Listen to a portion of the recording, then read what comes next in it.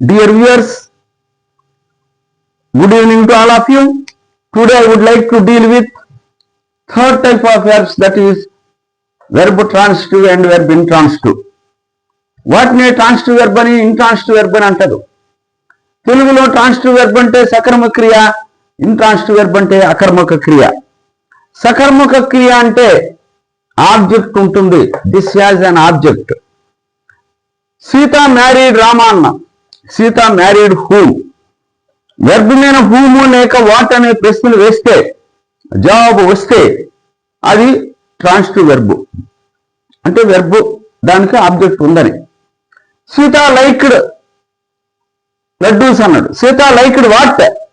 లడ్డూస్ అన్నాడు. ఆబ్జెక్ట్ ఉంది కదా. ఇలా వెర్బ్ తర్వాత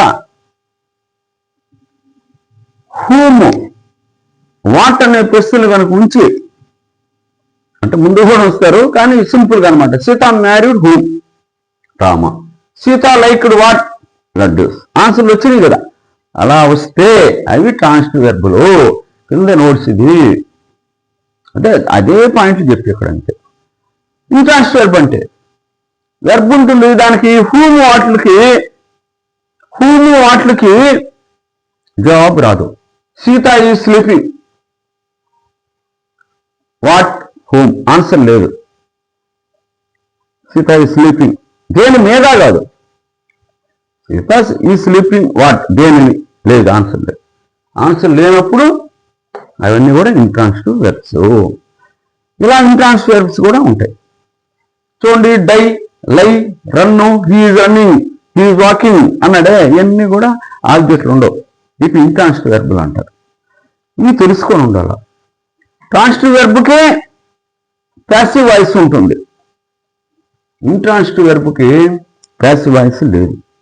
రెండిటికి యాక్టివ్ వాయిస్ ఉంది, అది వేరే విషయం అండి. ప్యాసివ్ వాయిస్ దేనికి ఉందంటే ఇది. అందుకోసమే మనం తెలుసుకొని ఉండాలి. చాలా విషయాలకి ఇది అవసరం అవుతుంది. అందువల్ల మనం డిక్షనరీ అన్నింటిలో కూడా వెర్బ్ అంటే పక్కన విఐ అని విటి అని రాసి ఉంటాడు. గమనించుకోండి. Thank you very much for ever being with me.